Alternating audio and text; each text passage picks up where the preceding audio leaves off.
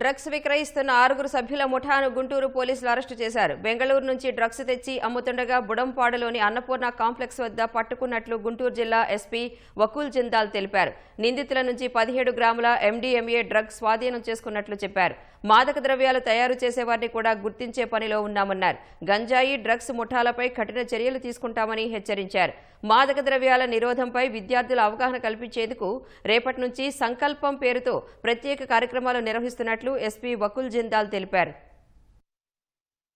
So MDMA అనేది చాలా dangerous, చాలా హై వాల్యూ డ్రగ్.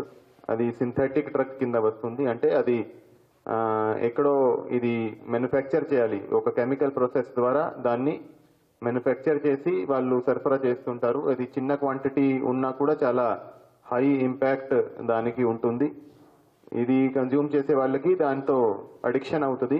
సో వాళ్ళు ఎండిఎంఏ ఎప్పుడు కూడా వాళ్ళకు అంటే ఏదో రకంగా వాళ్ళకి మత్తులో ఉండడమే అనేది వాళ్ళ లక్ష్యం అవుతుంది.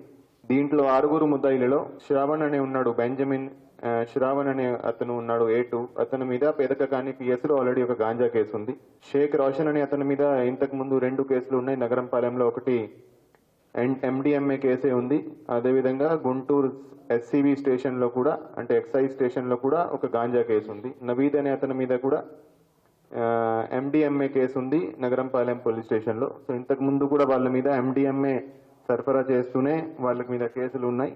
వీళ్ళు 6 ఈరోజు అరెస్ట్ చేసి రిమాండ్కి పంపించడం జరుగుతుంది. సో ఎక్కడ కూడా మనకి ఏమైనా డ్రగ్ దొరికినా, గాంజా దొరికినా, ఏమైనా దొరికినా దాన్ని మొత్తం నెట్వర్క్ మనం లాగుతున్నాము. సో ఎక్కడ మ్యానుఫ్యాక్చర్ అయింది, ఎవరు అమ్మినాడు, ఎవరు ట్రాన్స్పోర్ట్ చేశాడు, ఎవరు కొన్నాడు, అందరినీ తీసుకొచ్చి ముద్దాయిగా పెట్టడం జరుగుతుంది. ఈ కేసులో కూడా ఎవరైతే బెంగళూరు నుంచి ఇచ్చారో, అమ్మినారో వాడిని కూడా ముద్దాయిగా పెట్టడం జరిగింది. అతను అరెస్ట్ ఇంకా పెండింగ్ ఉంది.